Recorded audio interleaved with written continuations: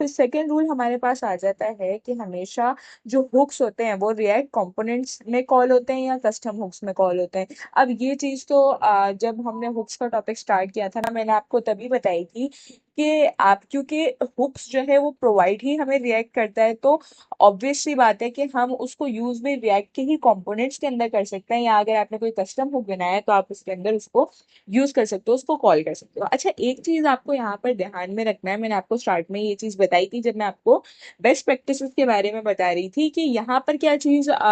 Important है कि देखो, अब मैंने आपको क्या बताया, क्योंकि हुक तो कॉल ही रिएक्ट के कंपोनेंट्स में होता है। अब उसके लिए क्या चीज है कि अब रिएक्ट आइडेंटिफाई आपको मालूम है किस तरह करता है कंपोनेंट्स को। मैंने आपको बताया था कंपोनेंट्स हमेशा पास्कल केस में लिखे जाते हैं, तो कभी अगर आपसे मिस्टेक भी हो जाए, क्योंकि अक्सर इंसान भूल जाता है, जिस तरह मैं भी अगर कभी कंपोनेंट्स बना रही होती हूँ जहन से निकल जाता है, लेकिन ये चीज आपको याद रखनी है। और वैसे तो एरर भी आ जाता है, एरर आ जाता है आपके पास अगर आप पास्कल केस में नहीं बनाते हो। तो कंपोनेंट्स को आपने याद रखना है कि हमेशा पास्कल केस में लिखना है, हर वर्ड जो है ना वो कैपिटल लेटर से स्टार्ट होता है, ये चीज आपको याद रखनी है, ठीक है, ताकि रिएक्ट तभी उस कंपोनेंट को आइडेंटिफाई करेगा एज अ कंपोनेंट, भाई रिएक्ट कंपोनेंट है। ये रिएक्ट इसी तरह पहचानता है कि अगर आपने उसको पास्कल केस में लिखा हुआ होता है, ठीक है।